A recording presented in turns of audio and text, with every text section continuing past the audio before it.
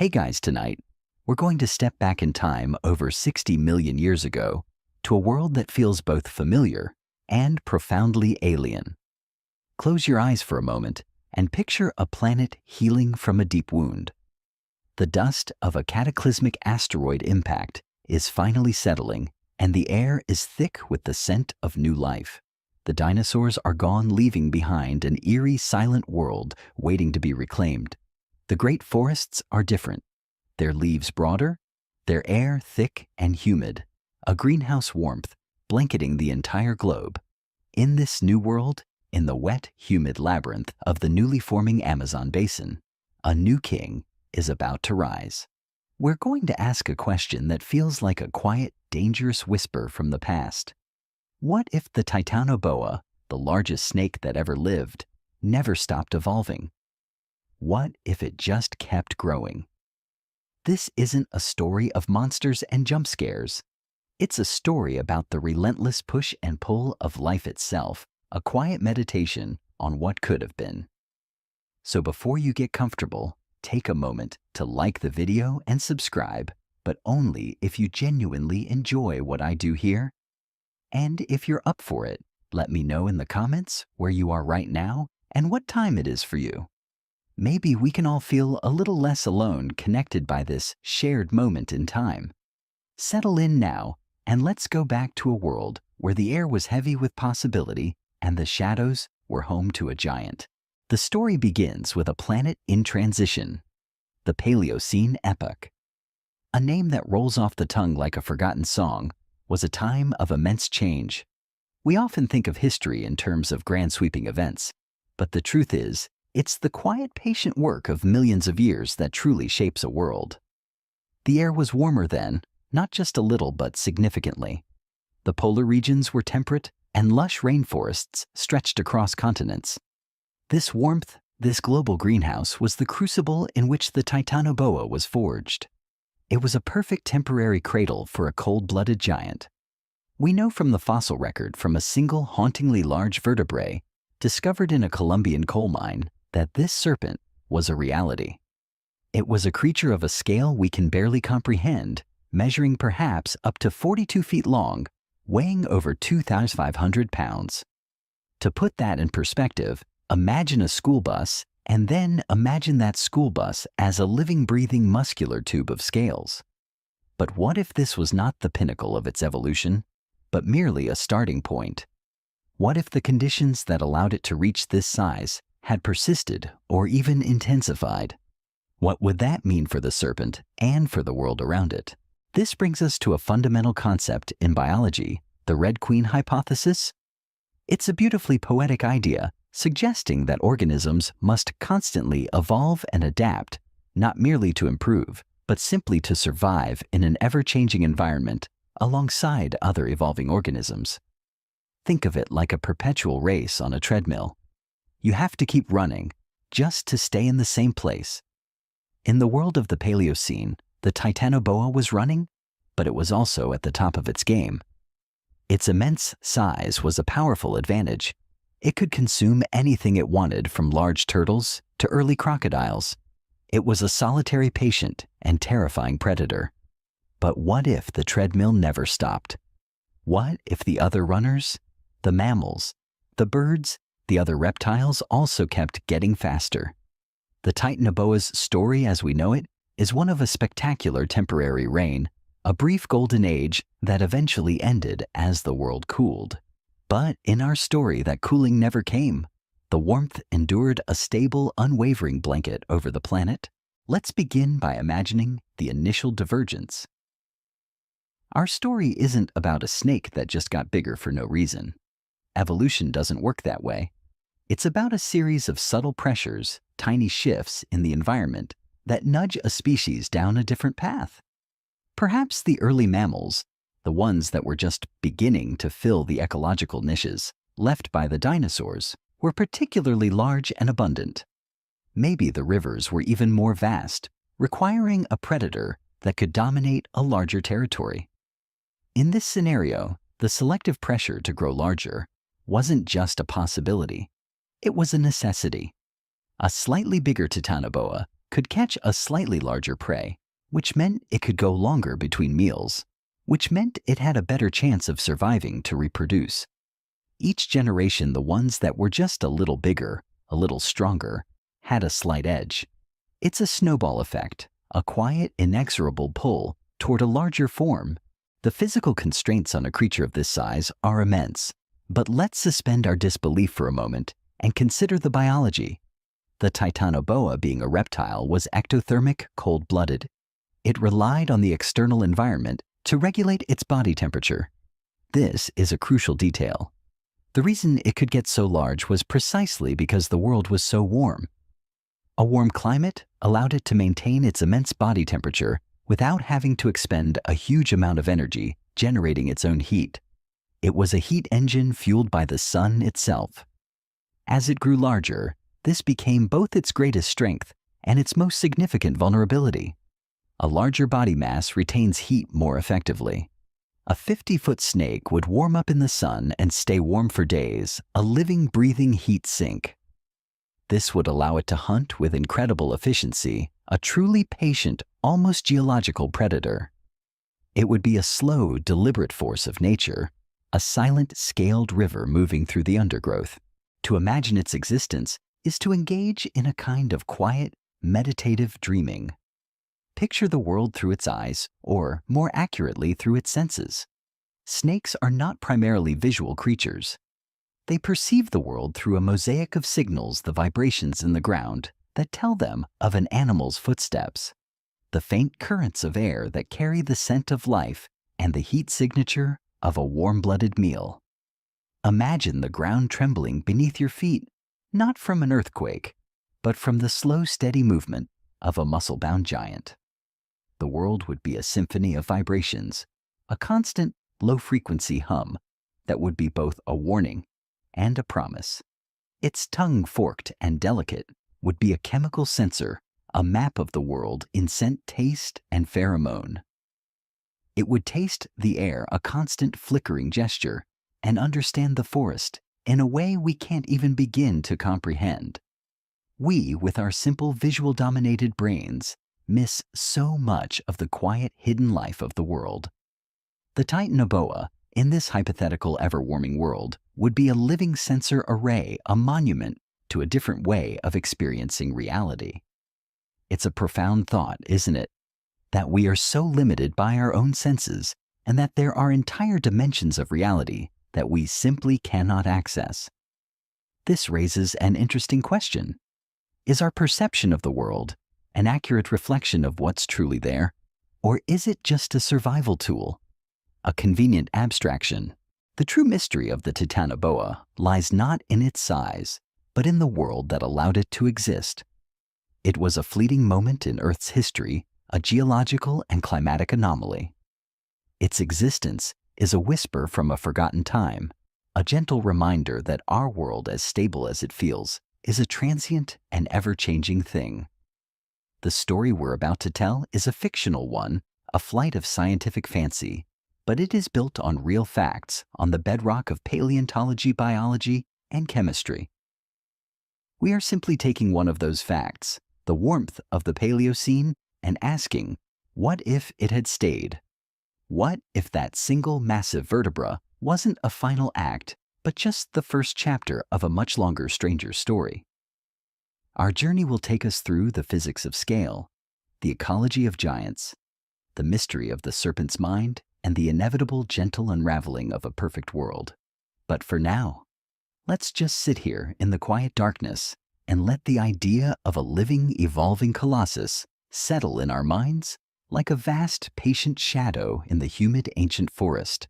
We left our story in the warm, humid embrace of the Paleocene with the Titanoboa as a quiet yet dominant presence in a world reborn. The stage is set, but the true drama lies not in the creature itself, but in the unseen forces that would compel it to change. This brings us to the very heart of evolution, a concept that is often misunderstood as a simple ladder of progress, a straight line from one form to a better one. The reality, however, is far more beautiful and chaotic. Think of evolution not as a ladder, but as a vast, winding river delta. A single river, the Titanoboa's lineage flows for a time a mighty current. But then, as it meets the new and fertile ground of a changing world, it begins to split. Tiny, almost imperceptible channels branch off each one, a new opportunity, a new path for life to take. Our story begins with just one of those initial divergent points, a single persistent channel that refuses to rejoin the main flow. The key to understanding this divergence is the concept of genetic drift. While natural selection is the engine that drives evolution by favoring certain traits, genetic drift is a subtler, more random force. It's the unpredictable churn of life where some traits become more or less common in a population simply by chance, like a coin flip coming up heads 10 times in a row. Imagine a small, isolated population of Titanoboas living in a particularly warm and lush valley, perhaps separated from the main population by a geological event, like a new river channel or a mountain uplift. In this isolated group by pure chance, a handful of individuals might carry genes that make them slightly larger than average. If these individuals are lucky and thrive, they pass on their genes, and over generations, the average size of the snakes in that valley begins to increase, not because of a direct selective pressure, but simply because of a statistical quirk of fate. This is the seed of our story, the initial gentle push that sets our evolving Titanoboa on its unique and relentless path toward gigantism. This isn't a miraculous event, but a series of small cumulative changes. We're not just imagining a bigger snake. We're imagining a snake whose entire biological system is quietly and patiently re-engineering itself to accommodate its size. The Paleocene world was a biological hothouse, and the energy was there to fuel this growth. The prey was plentiful, and the warmth was a constant, allowing for long periods of metabolic efficiency. The larger a snake gets, the less a single meal matters. A 50-foot Titanoboa might need to eat only once every few months. A 75-foot snake, perhaps even less often.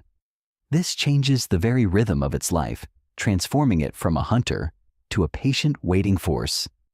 This shift in its lifestyle would create new selective pressures. For a creature that only eats a few times a year, the hunting strategy must be flawless. It can't afford to waste energy. This would favor intelligence, cunning, and an almost preternatural patience. The Titanoboa's mind, a topic we'll explore in a later section, would not be a simple instinct-driven engine, but a complex tapestry of sensory data and strategic patience. Let's ground this in a real-world concept, allometric scaling. This is the study of how an animal's features, its bones, organs, and body proportions change as its size changes. If you were to simply scale up a normal snake, it would collapse under its own weight. Its bones would be too thin, its heart too small to pump blood, and its breathing would be impossibly difficult. So as our Titanoboa grows, its body must fundamentally restructure. Its vertebrae would have to become more robust, its ribs thicker. Its muscles would need to become more powerful with a different arrangement of fibers to support its incredible mass. The heart in particular is a major challenge. A larger body requires more blood pressure to push blood from the heart to the extremities. The heart of our evolving Titanoboa would have to grow disproportionately large and powerful, a relentless thrumming engine in its chest, a testament to the immense pressures of its existence. It's a beautiful thought, the quiet internal revolution happening within this creature as the external world watches unaware. This process of allometric scaling also influences its sensory world. As its body lengthens, its nervous system must adapt. The time it takes for a signal to travel from its tail to its brain would increase. This might seem like a trivial detail, but it has profound consequences. It would mean that a creature of this size would experience the world in a slightly delayed, almost dreamlike state. A touch on its tail would not be an instantaneous sensation, but a slow-motion ripple moving through its immense body. This could lead to a different kind of consciousness, a mind that operates on a slower, more deliberate timescale, a mind that is more patient, more attuned to the subtle, slow-moving rhythms of the natural world. It wouldn't just be a bigger snake. It would be a different kind of being, altogether a creature of scale and time that is fundamentally alien to our human experience. The Paleocene's warmth was not a static condition. It was a slow burn, a gradual intensification of the planet's greenhouse effect. This meant that the pressures on our evolving Titanoboa were not just a one-time push, but a continuous gentle nudge in the same direction. As the world grew warmer, the snakes that could take advantage of that warmth, the ones that could grow larger, retain heat, and become more efficient. Hunters were the ones that survived and thrived. It was a positive feedback loop. The warmer the world got, the larger the snake could get. The larger the snake got, the more dominant it became, ensuring its survival and the perpetuation of its gigantism. This is a powerful illustration of the principle of exaptation, a core concept in evolutionary biology. Exaptation is when a trait that evolved for one purpose is co-opted for a new purpose. In our story, the Titanoboa's cold-blooded nature, which was initially just a way to survive, becomes a perfect engine for immense scale in a perpetually warm world. The question that quietly lingers in the background of this unfolding future is about the limits of this process. Is there an upper bound to this growth? Can a creature just keep getting bigger forever? The truth is, we don't really know for sure. The forces of physics, biology, and chemistry place hard limits on life. Gravity is a constant, unyielding force. The square cube law, which states that as an object grows in size, its volume increases much faster than its surface area, presents a host of challenges. A larger body needs a disproportionately larger surface area for gas exchange, for heat dissipation, and for structural support. But in our story, the Paleocene is a world of constant, lush warmth, where the usual rules of survival might bend. This is the heart of the what if question. What if a world existed where those limits were just a little further out of reach? A world where the river of evolution could keep flowing, splitting, and deepening without ever having to dry up. So our Titanoboa's journey is just beginning. It is not just about growing in size, but about the profound unseen changes happening within it. It's a silent symphony of biological engineering, a testament to the patient, relentless power of evolution. It's a single branch on the tree of life, reaching for the sky in a world that is perfectly wondrously and perhaps temporarily suited for a giant. We are watching a river turn into a delta, and in this one particular channel, the water is flowing faster and deeper than anywhere else. We've seen the first steps, the subtle shift. But what will happen when this river of change begins to sculpt the land itself and the entire ecosystem must bend and adapt to the presence of a new kind of behemoth? That's where our journey takes us next. The river of evolution flows on, carrying our Titanoboa along a course of ever-increasing scale. Now we must ask, what kind of world could possibly sustain such a magnificent ongoing experiment? We've established that the Paleocene was a warm place, but to support an endlessly evolving lineage of giants, the climate couldn't just be warm. It would have to be an engine of consistent, planetary scale warmth. We're talking about a world where the very geology and atmosphere conspire to create a perpetual hothouse, a sunken labyrinth of time where a giant serpent could truly thrive. This leads us to the critical concept of carbon sinks and the geological feedback loops that govern a planet's climate. On Earth as we know it, the planet has natural mechanisms to regulate carbon dioxide levels. Things like the weathering of silicate rocks, where atmospheric CO2 dissolves in rainwater and reacts with rocks slowly pulling carbon out of the air and locking it away in the ocean floor. But what if this process was disrupted?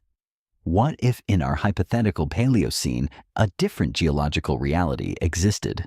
Perhaps a world with less volcanic activity or different continental arrangements that prevented the efficient burial of carbon. Imagine a world where the tectonic plates are moving in a way that minimizes the subduction of carbon-rich oceanic crust, leaving more CO2 in the atmosphere.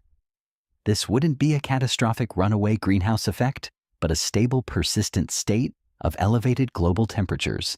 In this world, The planet's average temperature isn't just a few degrees warmer. It's a fundamental state of being. The polar regions would be free of ice, perhaps covered in temperate forests. The deep jungles of the equator would be even more vast and humid, the air a thick oxygen-rich soup. And this brings us to a fascinating detail, the role of oxygen concentration. We know that during the Carboniferous period, insects grew to giant sizes, partly because the atmospheric oxygen levels were much higher. For a creature as large as our evolving Titanoboa, breathing would be a major challenge. The immense mass of its body would put pressure on its lungs, and the simple physics of gas exchange would become a limiting factor. But what if the air itself was different? What if the abundant lush flora of this hothouse world, with its vast uninterrupted rainforests, was pumping out more oxygen than our present-day planet? A slightly higher oxygen concentration would be like an invisible tailwind, making the physics of respiration for a giant more manageable, pushing the limits of size a little further out. This world would be a symphony of feedback loops. The warm temperatures would lead to a more active water cycle with more evaporation and more rain, creating the perfect conditions for the dense tropical ecosystems that would in turn produce more oxygen. The lush vegetation would provide an inexhaustible food source for the large herbivores that our Titanoboa would eventually prey upon. It's a self-sustaining system, a kind of biological perpetual motion machine, at least for a time. The world itself would be conspiring to create and sustain its giant. But a stable climate doesn't mean a static world. The rivers would still shift their courses, the forests would still grow and die, and new species would still emerge. Our Titanoboa, now a true behemoth, wouldn't just be a passive inhabitant of this world. It would be a shaper of it. We might see its trails through the jungle become permanent features like small winding canyons carved by a living force. Its immense body, moving slowly through the undergrowth, would break apart dead wood churn up the soil and create new microhabitats. It would be a geological force in its own right, a living sculptor of the landscape. To understand its hunting strategy in this new world, we have to consider a peculiar and rarely discussed scientific truth, the principle of minimal energy expenditure. For a creature of this size, every calorie is precious. A quick chase is out of the question. Instead, it would be the ultimate ambush predator, a master of patience. It wouldn't hunt. It would wait. It would choose a strategic location, a narrow pass in the forest, a bend in a river, a watering hole, and simply become part of the scenery. It would lie in wait, a silent, scaled statue, for weeks or even months. Its metabolic rate would be so low that it would exist in a kind of suspended animation, a profound state of biological stillness. Its heart would beat once every few minutes, a slow, deep thrum. Its breathing would be almost imperceptible. This raises a philosophical question about the nature of time itself. For a creature that moves so slowly and waits so patiently, does a human lifetime of frantic activity feel like nothing more than a momentary flicker? Does its sense of time flow in a different rhythm, a vast, slow-motion river of existence? This world and this creature are a beautiful illustration of an old scientific idea, punctuated equilibrium. Instead of evolution being a slow, constant process of change, this theory suggests that species tend to remain stable for long periods, then undergo rapid change during short bursts often triggered by environmental pressures. The emergence of the Titanoboa was one of those bursts. And its continued evolution in our story is a result of a new kind of equilibrium, a long period of stability in a unique hothouse world. The initial rapid growth spurt was followed by a long, slow climb to even greater size, each new adaptation happening in a quiet, almost unnoticeable way. Remember how we talked about genetic drift and allometric scaling in the last section? Here in this unending Paleocene, those forces are amplified. The sheer abundance of resources means that the larger individuals have a better chance of survival, and the random chance of genetic drift nudges the population further toward gigantism. The body of the snake as it grows continues to restructure itself in subtle but powerful ways. The density of its bones increases. The composition of its scales changes to be more durable. Its heart and circulatory system become an architectural marvel, a pressurized system designed to overcome the immense challenge of gravity. It is a living, evolving solution to a profound physical problem, all happening in the quiet, verdant depths of a world that is perfectly wondrously suited for it. We are watching an experiment on a planetary scale. The planet itself, with its unique geology and atmospheric chemistry, is the laboratory. The Titanoboa is the subject, and the result is a creature of a scale and a stillness that we can only dream of. A creature that is not just a part of its world, but an active participant in its very slow, gentle, and geological processes. It is a world of constant patient warmth, a world where the passage of time is measured not in human years, but in the slow, rhythmic breathing of a giant.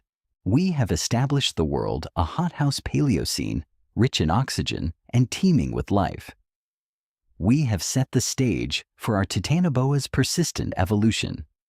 Now we must turn our attention to the creature itself, to the symphony of scale that would govern its every beat and breath.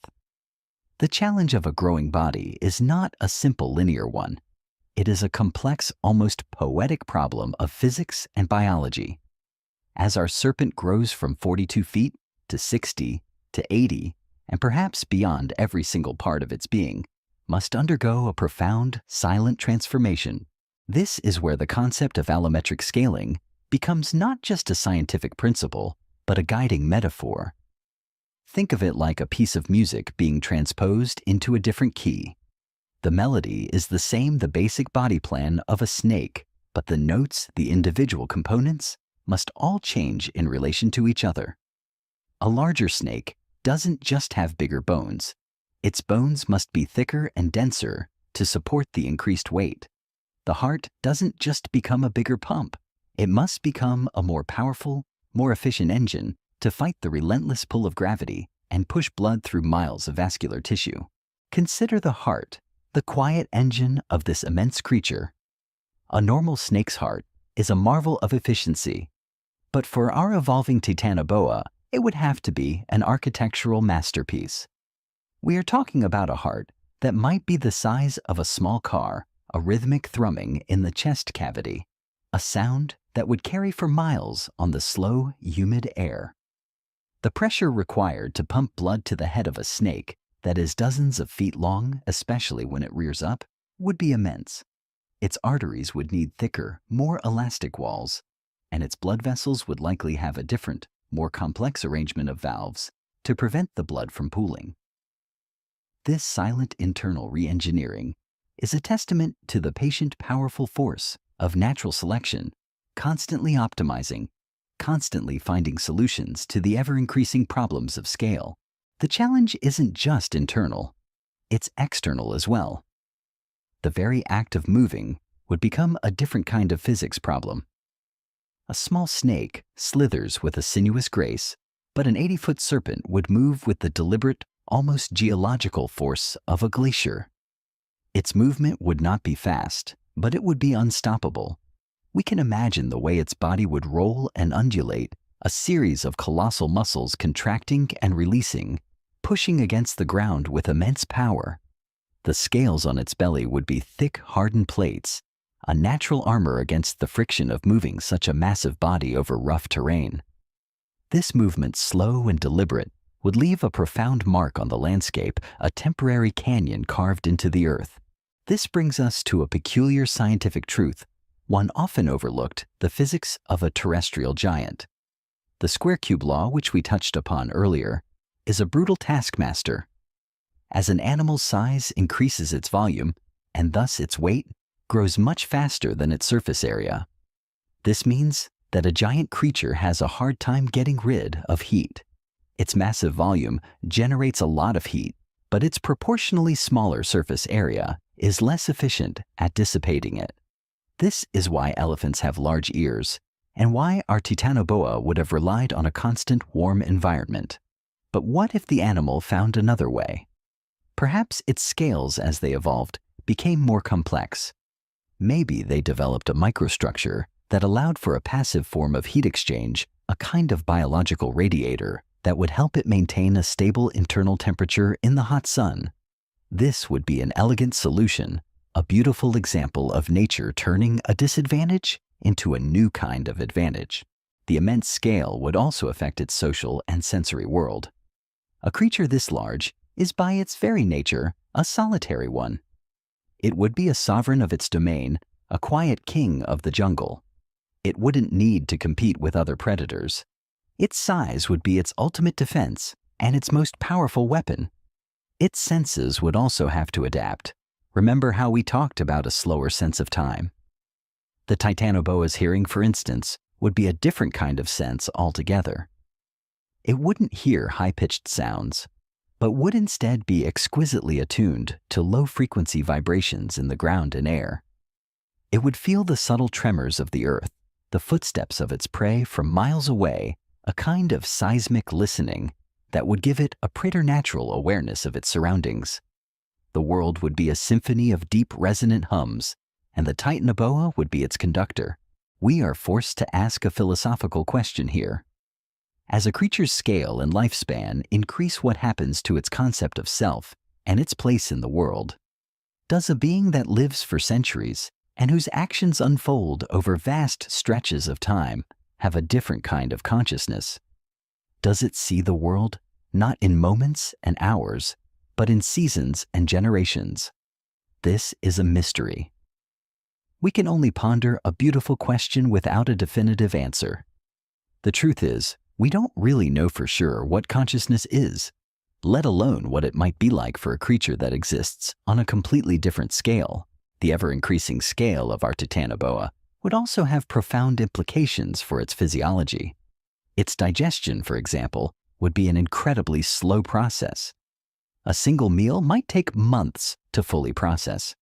This would require a stomach and digestive system of immense size and complexity, capable of breaking down not just the flesh and bone of its prey, but perhaps even the hard shells of ancient turtles or the dense hides of early mammals. This slow, patient process of digestion is a perfect echo of its hunting style. A long wait, followed by an immense feast, followed by an even longer period of stillness and absorption. It is a creature that embodies the deep, slow rhythms of the natural world in a way that we, with our fast-paced lives, can barely grasp. This symphony of scale, this quiet re-engineering of a creature from the inside out, is a beautiful and humbling story. It is a reminder that life, when given the right conditions, will always find a way to push the boundaries of what is possible. The Titanoboa, in its relentless pursuit of gigantism, becomes a living testament to the power of adaptation, a colossal scaled monument to the enduring mystery of life itself. We are watching a creature become a force of nature, a biological paradox that defies our simple assumptions about size and time. The symphony of scale has played out, and our Titanoboa now exists as a colossal force of nature, a biological paradox in a world perfectly suited for its immense being. But no creature, no matter how grand, exists in a vacuum. Its presence is not a solitary note, but a deep resonant chord that sends ripples throughout the entire ecosystem. This section is about those ripples, the cascading ecological effects that a continuously evolving Titanoboa would have on the world it inhabits. We'll explore the idea that a single powerful predator can be a kind of geological and biological architect, a silent shaper of the very world around it. First, let's consider the concept of a keystone species. This is a species that has a disproportionately large effect on its environment relative to its abundance. A classic example is the sea otter, which controls the sea urchin population, preventing them from devouring kelp forests. Without the otter, the entire ecosystem would collapse. Our evolving Titanoboa would be the ultimate keystone species, not just for its predatory role, but for its sheer physical presence. Its immense size and weight would create paths through the dense undergrowth, breaking down trees and clearing new spaces. These cleared areas would create new opportunities for smaller plants to grow, attracting new insects and herbivores. The slow rhythmic movement of the serpent's body would churn the soil, aerating it and burying seeds, effectively acting as a living plow, a quiet force of forest renewal. The most profound effect, however, would be on the food web. In our world, the Titanoboa's prey were large ancient crocodiles and giant turtles. In a world where the snake continues to grow, its diet would have to diversify to include the larger mammals that are beginning to emerge. This creates a new kind of evolutionary pressure on those mammals. A predator of this scale would not just hunt, it would be a force of selection. Only the fastest, the most cunning, or the most well-defended mammals would survive. We might see the emergence of larger, more intelligent, and more socially complex herbivores. Mammals might begin to evolve in ways that are not just about escaping a predator, but about living in a world where a slow, immense death can come from an unseen shadow in the canopy. We're not talking about a simple predator-prey relationship.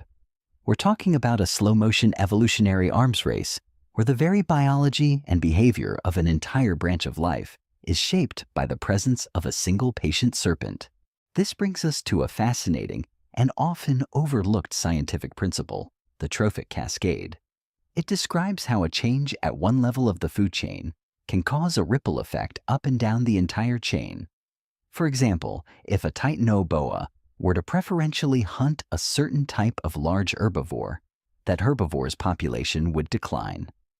With fewer herbivores to eat them, the plants that were once their primary food source would flourish. This, in turn, could change the composition of the forest itself, perhaps leading to a different kind of ecosystem entirely. The Titanoboa's presence would be a silent, powerful influence, a single point of change that sends 1,000 smaller changes radiating out into the world. It's a beautifully complex and interconnected system, a living tapestry where every thread is connected to every other. Consider also the psychological impact on the other animals. For a mammal living in this world, the constant low-frequency hum of the Titanoboa's movement would be a part of the background noise of life. The knowledge of its presence would be an ancestral memory, an instinctual fear passed down from generation to generation. It would be a world of constant vigilance, where the shadows are deeper and the quiet is never truly silent. Animals might develop new forms of communication, not just to warn of danger, but to share information about the serpent's last known location. They might learn to navigate the labyrinth of trails it creates, using them as both a path and a warning. The entire behavioral ecology of the Paleocene would be subtly but profoundly altered. And what about the serpent's own social world? A creature this large would be a solitary hunter, but that doesn't mean it would be completely alone. The truth is, we don't know much about the social lives of large reptiles, but we can imagine that a creature with such a long lifespan might have a complex, though perhaps infrequent, social life.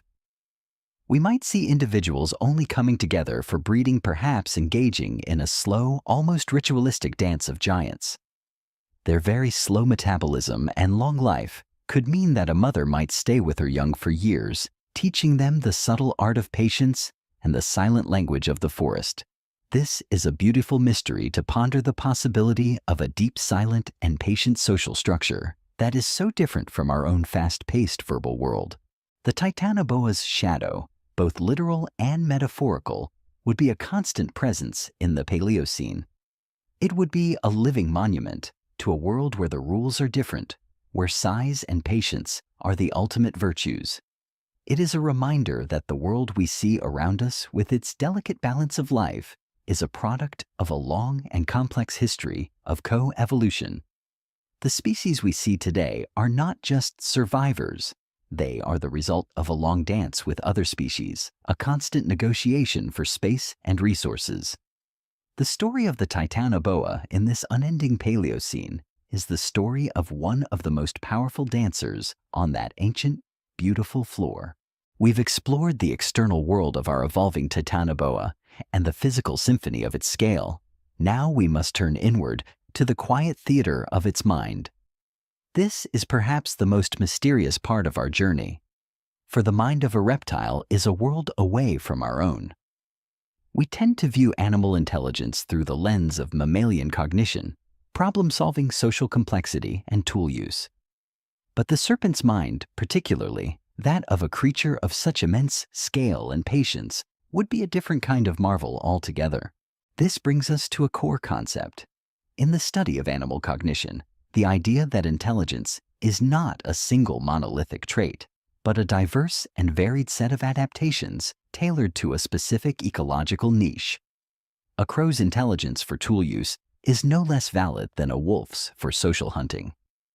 The Titanoboa's intelligence would be a tapestry woven from the threads of its unique existence. It would be a mind defined by patience, by a deep and quiet understanding of its environment, and by an almost geological sense of time. Its cognition wouldn't be about quick thinking or complex social interactions. Instead, it would be a mind of immense sensory integration. The Titanoboa's primary way of experiencing the world would be through a complex array of senses. We've talked about its ability to feel low-frequency vibrations in the ground. Its mind would have to be an expert interpreter of these seismic whispers, building a three-dimensional map of its world from the subtle tremors of a passing animal or the distant rumble of a storm. Its forked tongue flicking out to taste the air would be a chemical compass, a living GPS that could track the scent trail of a prey animal for miles. The mind in this context is not a thinking machine in our sense, but a powerful intuitive processor of a vast amount of sensory data. We must also consider the role of memory. For a creature that lives for centuries, its memory would be a deep archive of its world. It would remember the locations of specific hunting grounds, the seasonal changes in a river's course, the subtle scent of a particular type of prey. This isn't just a simple memory. It's a profound experiential knowledge of its world. This is where we can introduce the concept of episodic memory in animals, the ability to recall specific events from the past. While it's a concept often debated in the scientific community, we can imagine that our Titanoboa, with its long lifespan and complex hunting strategies, would have a form of episodic memory that allows it to remember a specific ambush site or the particular resistance of a prey animal. It would be a memory of moments, but moments that stretch out over a long, quiet lifetime. The most fascinating aspect of its mind, however, would be the nature of its consciousness. This is a question that physicists and biologists still wonder about. What is consciousness? The truth is, we don't really know for sure, but we can speculate. For a creature that exists in a state of suspended animation for weeks or months between meals, does its consciousness simply go dormant? Or does it operate on a different rhythm, a slow, dreamlike flow of time and sensation? We can imagine that its mind is not a constant buzzing hive of activity, but a deep, quiet pool, a still meditative state that is only stirred by the seismic vibrations of a nearby meal. This raises an interesting philosophical question. Is a constant stream of thoughts and perceptions a necessary part of consciousness? Or is it just a byproduct of our frantic, fast-paced lives? The Titanoboa's mind would also be a master of its own internal states. The immense pressure of its blood circulation, the slow and patient rhythm of its digestion, the constant need to regulate its body temperature, all of this would be part of a complex intuitive awareness of its own physiology. It would be a mind that is deeply connected to its body, a single integrated system of being. This kind of interoception, the sense of the internal state of the body, would be a primary mode of its consciousness. It would feel the subtle changes in its body as profoundly as we feel the world through our eyes. This deep internal awareness would also be key to its survival. In a world where a single mistake could lead to a catastrophic waste of energy, the Titanoboa's mind would have to be a master of risk assessment. It would be an intuitive mathematician of survival, calculating the energy expenditure of an ambush against the potential reward of a meal. This is a form of intelligence that is alien to us, but no less sophisticated. It is a form of intelligence born from the quiet, unyielding pressures of a world where every move, every breath, every choice is a matter of immense consequence. So the serpent's mind is not a simple primitive thing. It is a product of millions of years of patient, quiet adaptation to a specific set of rules. It is a mind that is more attuned to the deep resonant hum of the earth than to the visual chatter of the sky. It is a mind that remembers not in moments, but in seasons. And in its quiet, patient consciousness, it reminds us that there are 1,000 ways to be intelligent, 1,000 ways to experience the world, and 1,000 ways to simply be. The serpent's mind we've come to understand is not a theater of thought in the human sense, but a deep, quiet pool of sensory awareness. Now let's explore how that awareness might manifest in the world, how this immense creature would communicate. For a being of such scale, a spoken language of words is impossible. Its voice would be a whisper, not in the air, but in the earth itself, a secret language carried on the currents of vibration and scent. This brings us to a beautiful and often overlooked aspect of animal communication: the idea that language is not limited to sound. We can introduce the concept of pheromones, chemical signals that animals use to communicate. Snakes in our world already rely heavily on pheromones, which they detect with their forked tongues, and the vomeronasal organ, a specialized sensory organ in the roof of their mouth.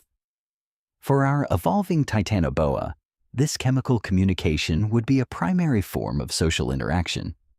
We can imagine that it would leave behind a complex trail of pheromones, a kind of living signature that would tell other snakes of its presence, its sex, and its readiness to mate. A single colossal serpent moving through the jungle would leave behind a fragrant, invisible river of information, a kind of chemical language that only another of its kind could read. This is a form of communication that is vast and slow, carried on the air and in the soil, a beautiful and poetic contrast to our own frantic spoken words. But what about sound?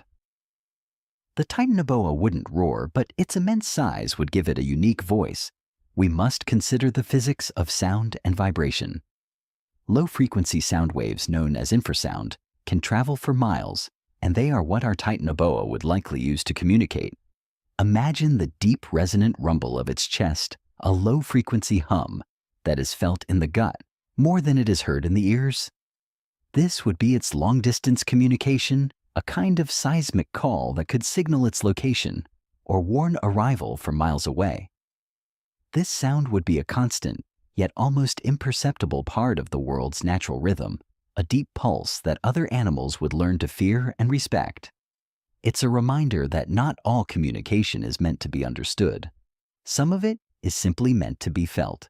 The combination of these two forms of communication, the slow, fragrant language of pheromones and the deep, resonant language of infrasound, would create a world where the Titanoboa is not just a physical presence, but a constant, unseen force. Its communication would be a tapestry woven from the very fabric of its environment. It would be a language of patience and stillness, a language of warnings and promises, a language that exists on a completely different timescale from our own. This raises a philosophical question that physicists and philosophers still ponder. Does communication require consciousness? Or is it simply an exchange of information, a quiet dance of cause and effect? The truth is, we don't really know for sure. We can also imagine the Titanoboa's sensory world evolving to be more attuned to these signals. Its scales might become a kind of living soundboard, a surface that can feel the subtle vibrations of another serpent's infrasound. Its vomeronasal organ might become larger and more complex, capable of processing a wider range of pheromones. It is a beautiful example of a co-evolutionary feedback loop, where the need to communicate drives the evolution of the senses, which in turn allows for more complex communication. It is a slow, patient dance of adaptation, a quiet conversation that stretches over millions of years. The Titanoboa's language is a reflection of its very existence. It is a language of scale of patience and of a deep intuitive connection to the earth itself.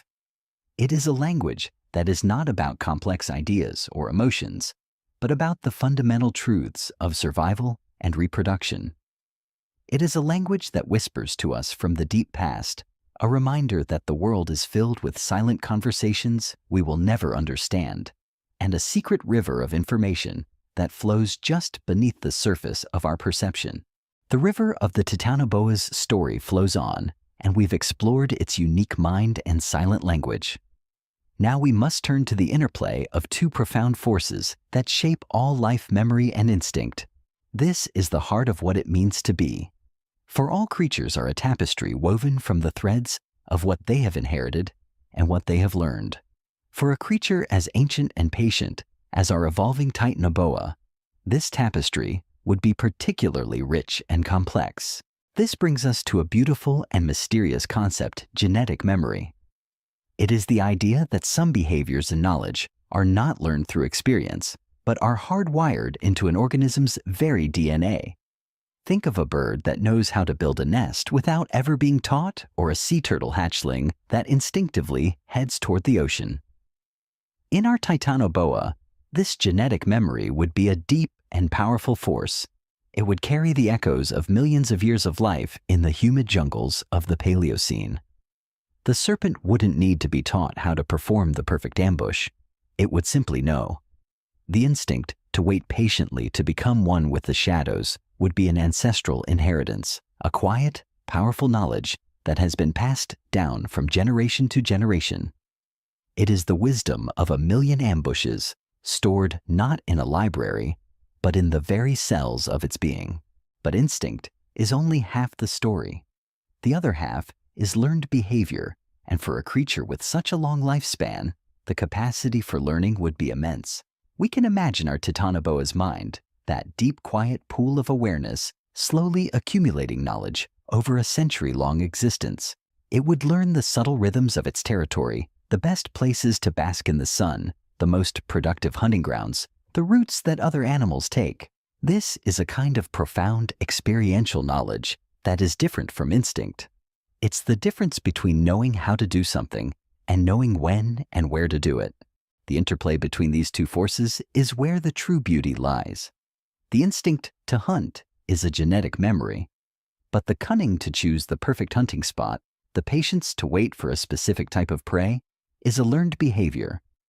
It is a fusion of the ancient and the new, a beautiful and effective partnership.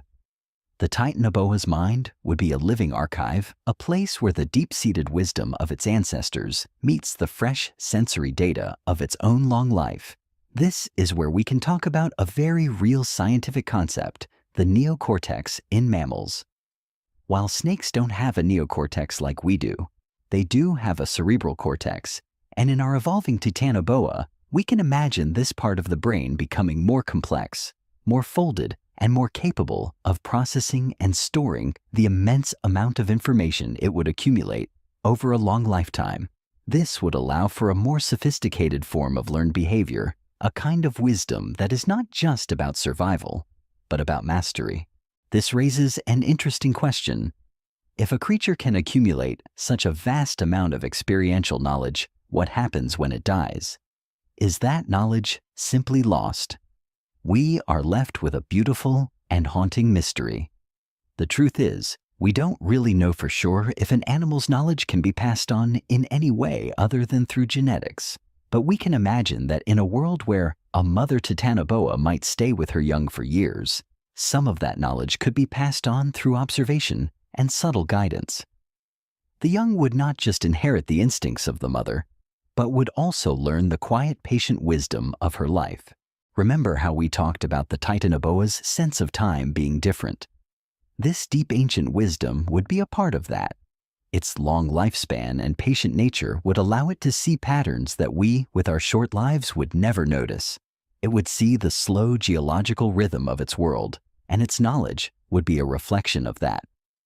The Titanoboa is not just a predator, it is a repository of its own history, a living monument to the patient, powerful dance between instinct and learned behavior. And in this dance, it finds its true power, its true place in the quiet, unfolding story of the Paleocene. The loom of memory and instinct has woven a rich tapestry for our Titanoboa. Now we must turn to the practical application of this wisdom. the geometry of its survival. For a creature of this scale, hunting is not a simple act of chasing and killing. It is a profound problem of physics, a silent dance of patience and power that requires an intricate understanding of its own body and the world around it. This is where we will explore how a massive, slow-moving predator can remain the apex of its ecosystem. The core of its hunting strategy is a deep understanding of energy. This is a concept we can see in our own world, but for the Titanoboa, it would be a matter of life and death. For a creature with such a slow metabolism, every calorie is a precious resource. This leads to the concept of optimal foraging theory, which suggests that an animal's feeding behavior is a balance between the costs of foraging and the rewards it receives. A predator of this size cannot afford a failed hunt. A wasted effort would mean a long, slow period of recovery, a potential vulnerability. Therefore, its hunting strategy would be a masterpiece of efficiency, a patient, calculated strike that is almost guaranteed to succeed. This is where the geometry of its body comes into play. A snake's body is a marvel of biomechanics, a living lever and pulley system. For our Titanoboa, this would be amplified to a grand scale. Its coils are not just a way to hold its prey, they are a physics problem. The immense muscle mass contracting with a slow, relentless force would be capable of crushing the bones and stopping the heart of even the largest prey. But how would it get to that point? We can imagine that it would use its environment to its advantage. It would not chase its prey in open ground, but would instead use the dense jungle as a silent accomplice. It would lie in wait by a narrow game trail, a bend in the river, or a watering hole becoming a part of the landscape. Its body would be a living ambush, a trap set by nature itself. The initial strike would be a blur of motion, a sudden explosive release of pent-up energy. But how would a creature this large move so quickly? We can look to the concept of biomimicry, where we study nature to find solutions to engineering problems. A Titanoboa's muscle fibers would likely be different from those of a smaller snake. We can imagine a type of muscle that is capable of storing immense amounts of elastic energy, a kind of biological spring that can be coiled and released with incredible power. This would allow for a strike that is both fast and devastatingly strong, a testament to the elegant engineering of evolution. The Titanoboa's hunting strategy would also be a matter of understanding its prey. We've talked about its ability to feel vibrations and smell pheromones. Its mind, that deep pool of sensory data, would be building a constant real-time map of its world. It would know the routes of the large mammals it preys on, the times they come to the water, and the subtle cues that signal their presence. Its hunting would be a form of silent, patient espionage, a long-term plan that unfolds over days and weeks. This is a kind of intelligence that is alien to our own, an intuitive grasp of its world that is born not from thought, but from a profound sensory awareness. The true beauty of its hunting, however, lies in its final act. Unlike a lion which kills with a quick bite to the throat, the Titanoboa would kill with a slow, relentless embrace. It would be a kind of quiet, patient death, a surrender to the inevitable. The immense pressure of its coils would stop the heart and lungs of its prey, a slow, gentle extinguishing of life. This is a reflection of the serpent's very nature, a creature of patience and deliberation, a force of nature that does not rush, but simply unfolds. It is a reminder that in the natural world, death is not always a violent, chaotic event, but can be a quiet, methodical conclusion. This raises an interesting philosophical question that physicists still ponder. What is the true nature of death? Is it a sudden, violent end, or is it a slow, gentle transition, a quiet unfolding of a new state of being? The geometry of the Titanoboa's survival is a powerful metaphor for life itself. It is a story of how a creature can use its unique form to solve the fundamental problems of existence. It is a story of patience, of power, and of a deep intuitive understanding of the physics of its world. And in its quiet, patient hunts, it reminds us that the most profound and powerful forces are often the ones that are the most deliberate and the most still. The geometry of survival has defined our Titanoboa as a master of its world, a patient and powerful predator. But no lineage stays a single unified entity forever. The river of evolution, as we've said, is a vast delta, and even the mightiest current will eventually begin to split. This section is about that splitting, the gentle divergence of our evolving Titanoboa into new forms, new species, a family of related but distinct giants that would fill different ecological niches in a sprawling, uninterrupted Paleocene world. This brings us to the core concept of speciation, the process by which new species arise.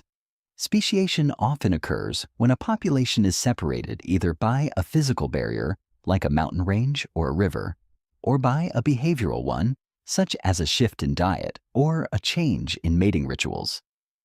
We can imagine our massive Titanoboa population spread across the immense humid jungles of this enduring Paleocene.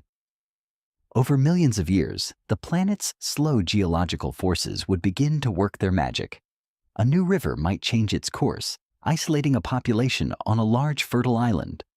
Or a new mountain range might rise, separating the lowland serpents from those in the higher, cooler altitudes.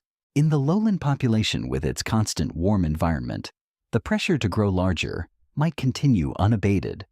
This lineage might continue its slow march toward gigantism, becoming even more colossal, a true force of nature that dominates the deep river systems. But the population in the new higher altitude environment would face different pressures. The air would be slightly cooler, the prey might be different, and the terrain would be more varied. Here, a smaller, more agile body might be a better adaptation. We might see a new species of Titanoboa emerge, a relative of the lowland giant that is still immense by our standards, but more slender, more adept at navigating a world of rock and varied topography. This serpent might develop a different kind of camouflage, a coloration that mimics the mottled patterns of a forest floor.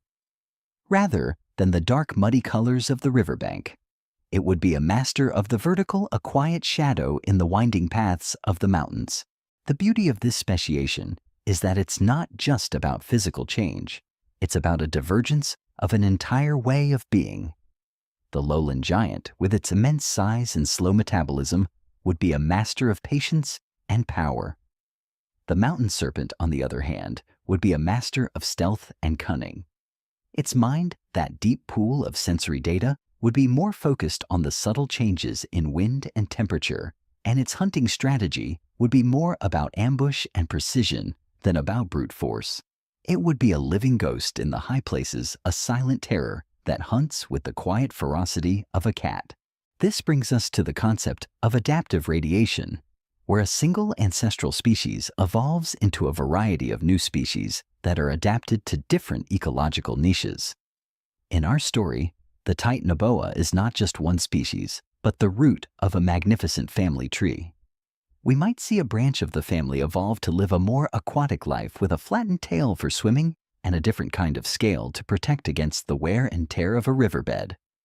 Another branch might adapt to a more terrestrial existence with a more robust, powerful body and a thicker skin to protect against the sun. We are imagining a world where the Paleocene is not just home to one giant snake, but to a whole pantheon of them, each one a unique and beautiful solution to the problems of scale and survival. This also raises a fascinating question about the nature of competition. Would these different species of Titanoboa compete with each other? The answer is likely yes, but not in the way we might think. They would be more like distant relatives, respecting each other's territories and rarely crossing paths. Their communication, that deep language of infrasound and pheromones, would be their way of maintaining that respectful distance. A low-frequency hum from the lowland could be a signal to a mountain serpent to stay on its side of the range, a quiet warning that is understood and obeyed without a single act of violence. This is a form of communication that is both a language and a tool for survival, a beautiful and effective way of managing a world filled with giants. The whispers in these winding paths of evolution are a reminder that life is never static. Even in a world of perfect stability, the gentle, relentless push of change is always at work. The Titanoboa's story is not a single narrative, but a collection of 1,000 different stories, each one a testament to the patient, powerful dance between chance and necessity. We are watching a river turn into a delta, and in this delta, each winding path is a new and beautiful possibility for life. The whispers in the winding paths have led to a family of Titanoboa, each species a unique solution to the problems of a stable Paleocene. But this world is not their exclusive domain. As we've seen, the demise of the dinosaurs left a vast empty stage, and into that emptiness stepped another branch of life, the mammals. Now the rivers of these two lineages, the ancient serpent and the burgeoning mammal, must meet. This section is about that meeting, a slow, gentle, and often terrifying dance of giants that would shape the future of both. This is a story of coevolution, a beautiful and brutal concept where two or more species reciprocally affect each other's evolution. A predator becomes faster and the prey becomes more alert. The predator evolves a new hunting strategy and the prey evolves a new defense.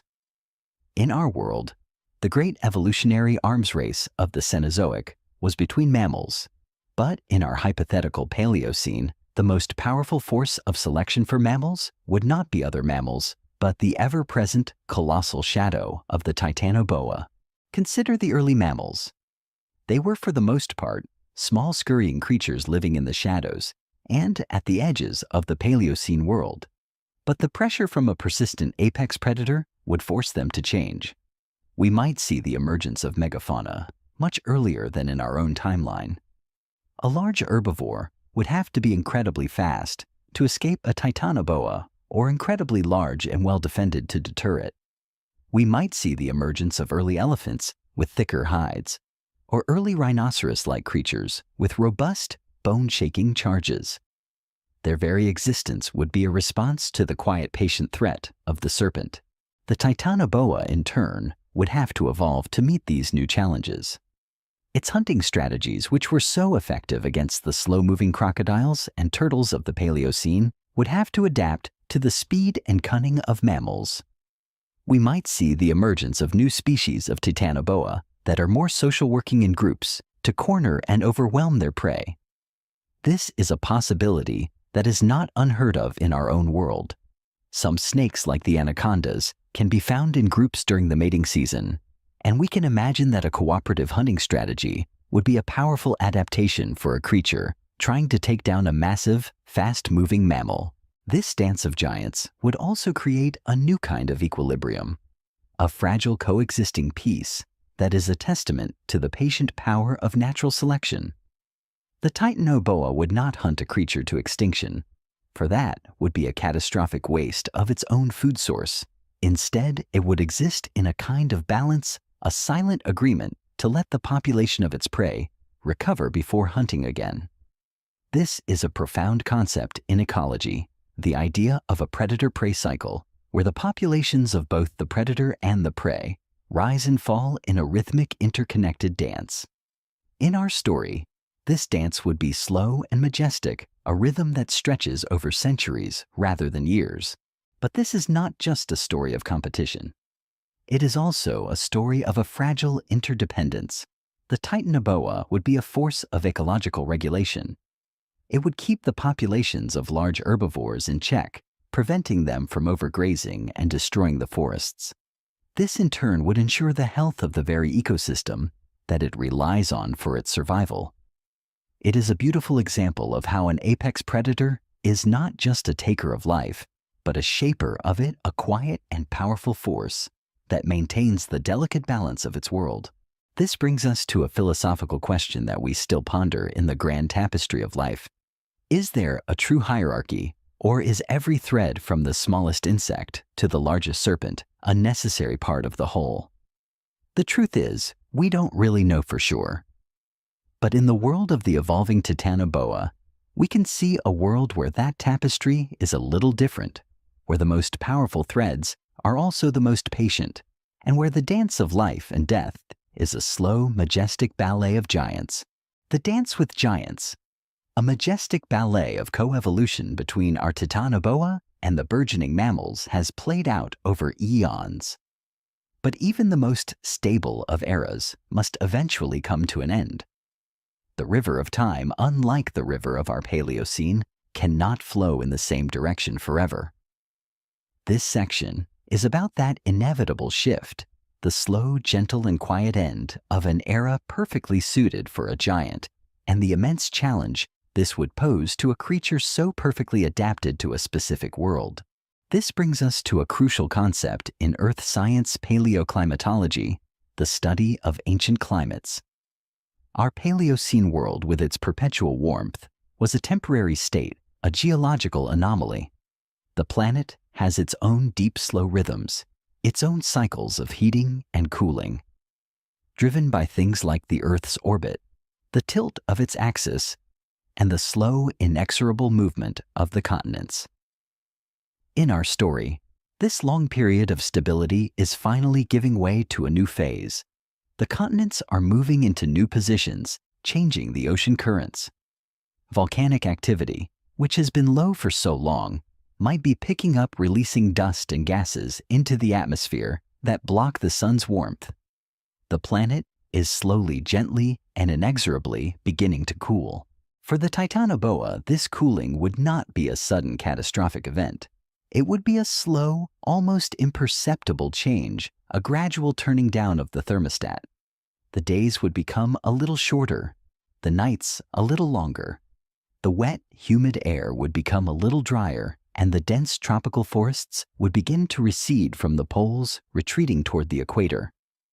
For a creature that is the ultimate ectotherm, the ultimate solar-powered engine, this change would be a profound challenge.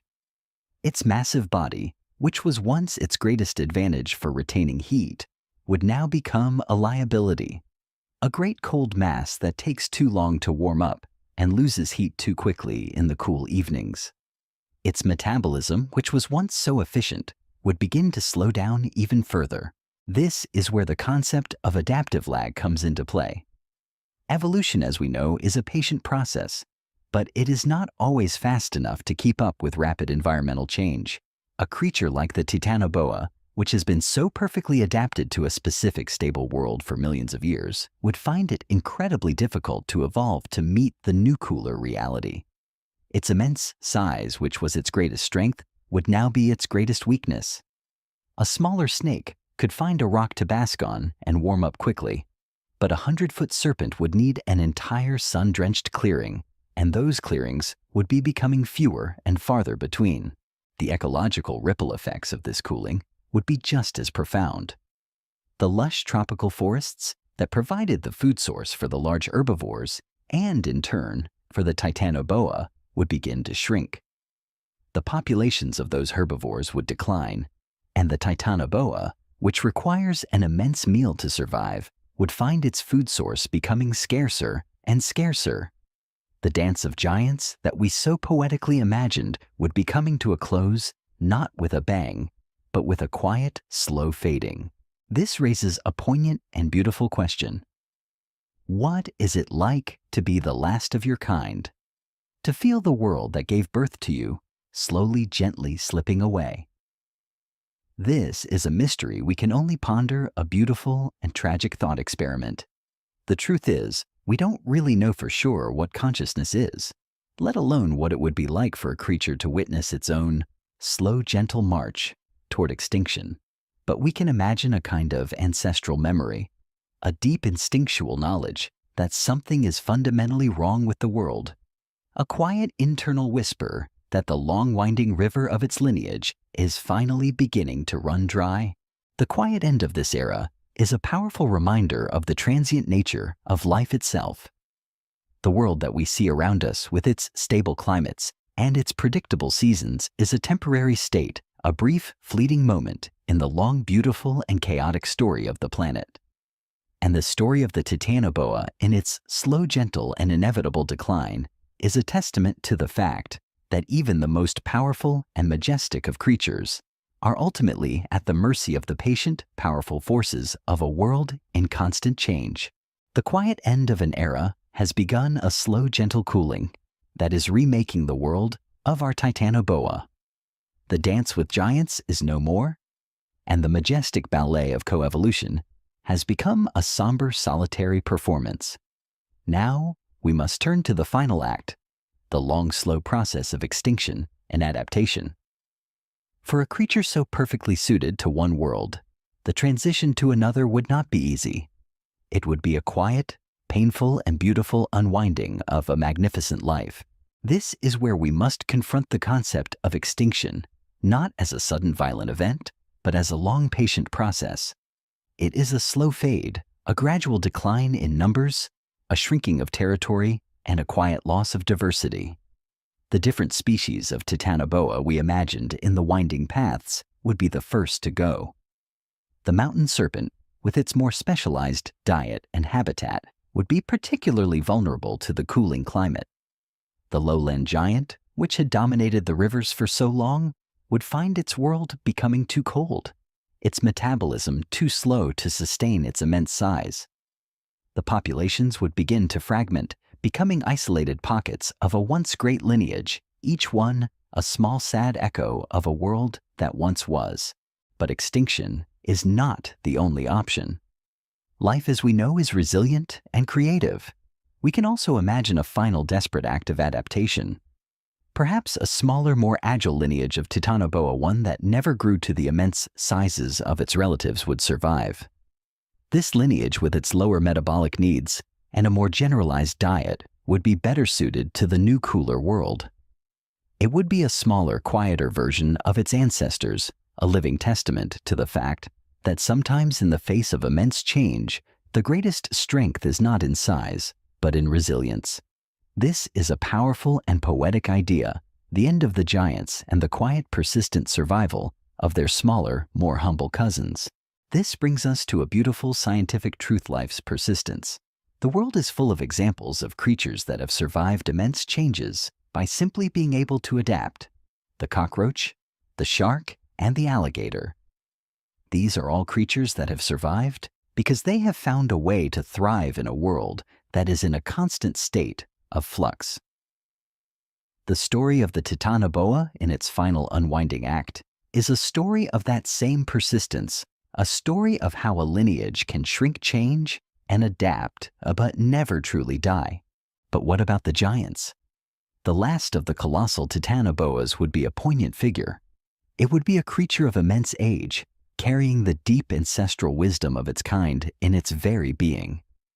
It would remember a world of constant warmth and abundance, a world where it was a king. Its body would be a living map of its life, with the scars of old hunts and the quiet, patient wisdom of 100 years etched into its scales. Its final years would be a slow, quiet struggle against a world that no longer wants it.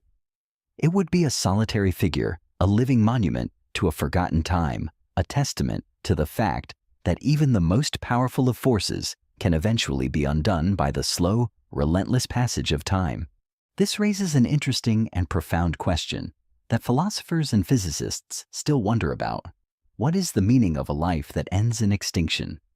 Is it a failure, or is it simply a completed story? The truth is, we don't really know for sure.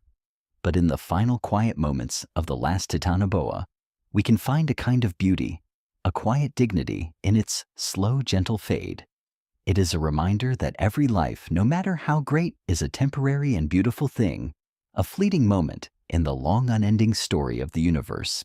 The final unwinding of the Titanoboa's lineage is a somber story, a quiet conclusion to a magnificent era.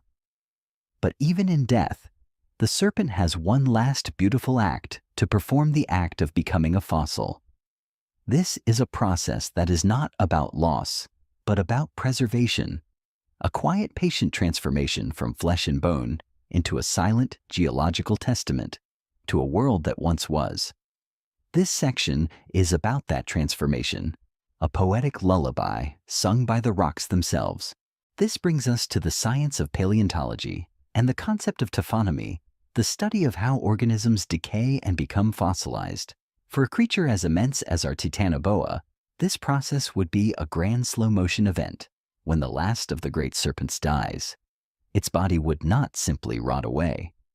In the right conditions, in a riverbed rich with sediment or in a deep anoxic swamp, its body would be buried quickly, protected from scavengers and the ravages of oxygen. The soft tissues would decay, but the bones particularly, the immense robust vertebrae, would be left behind, a quiet monument to its life. The fossilization process itself is a slow, patient, and beautiful thing. Over thousands and millions of years, the water seeping through the sediment would carry dissolved minerals, things like calcium carbonate and silica, into the bones. These minerals would slowly replace the organic material in the bone, atom by atom, molecule by molecule. It is a kind of geological alchemy, a silent transformation from a living thing into a rock. The bone would become a perfect mineralized replica of its former self, a stone ghost of a living giant.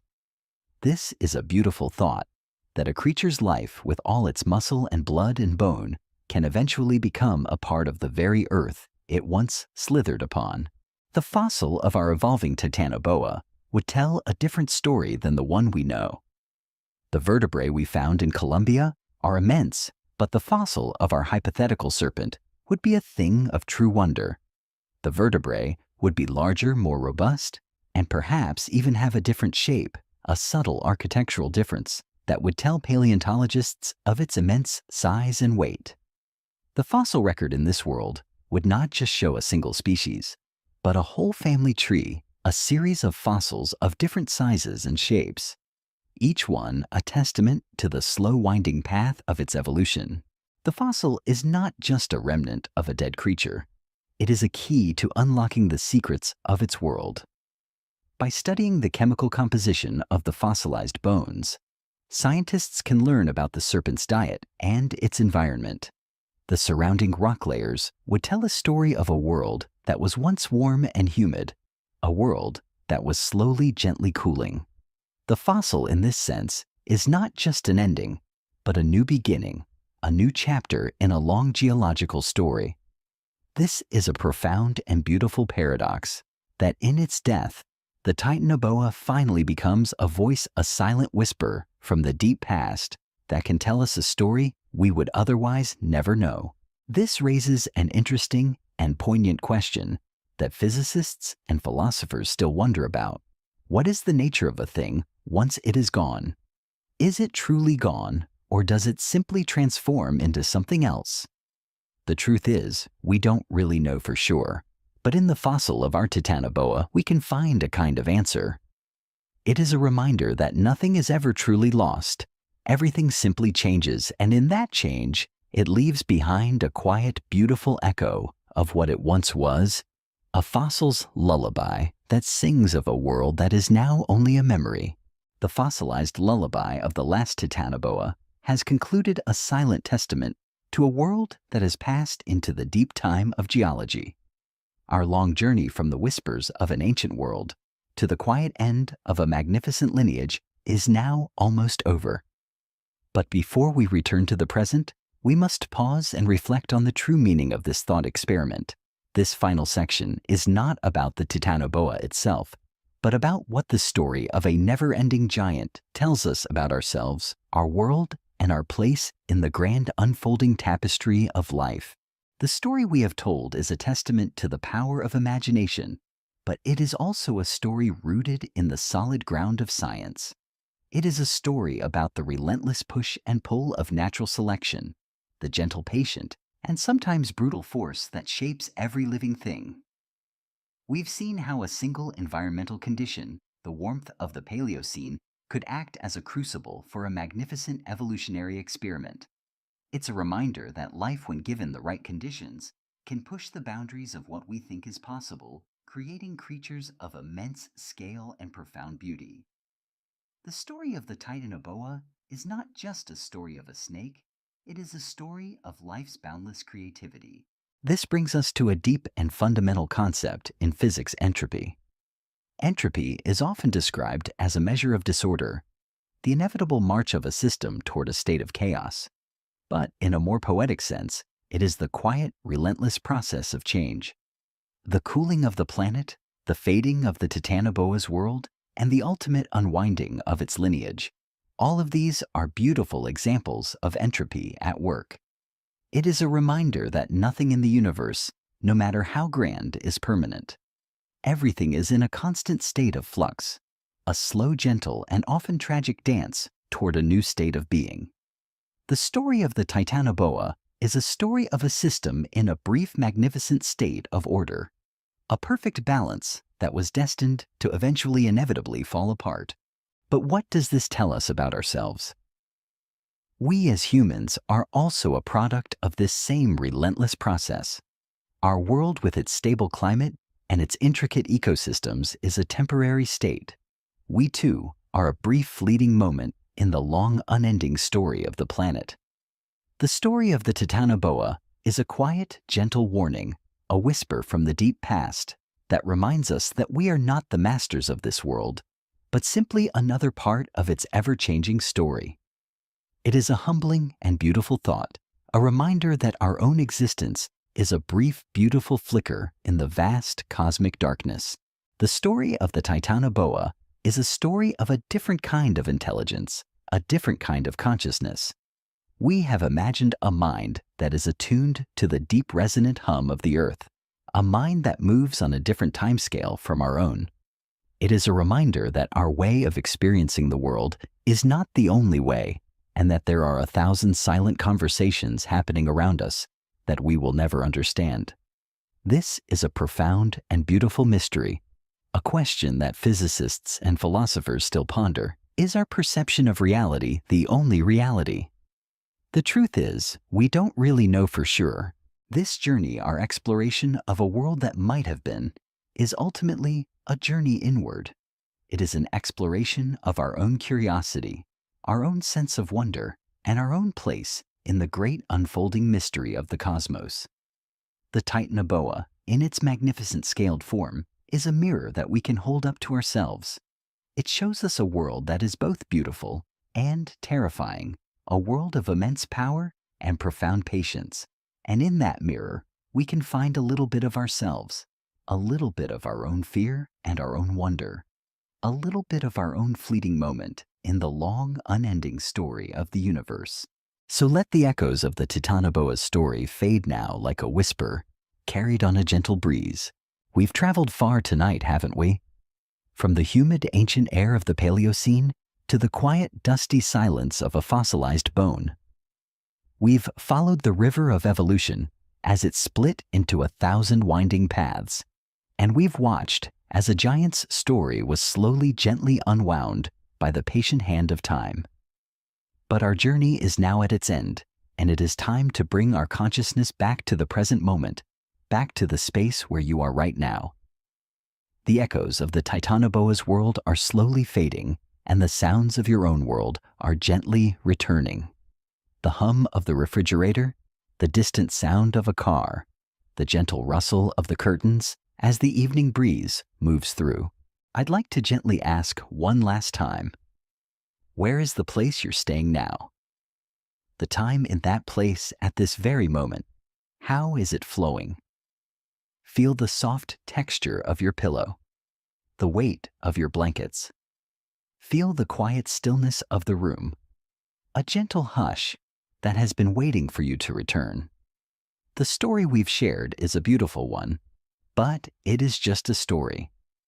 The real world, the one you are in right now, is waiting for you. It is a world of its own quiet mysteries, of its own gentle rhythms, and of its own beautiful unfolding story. Sleep well, my companion, wherever and whenever you are. May the echoes of the giants of old be gentle in your dreams.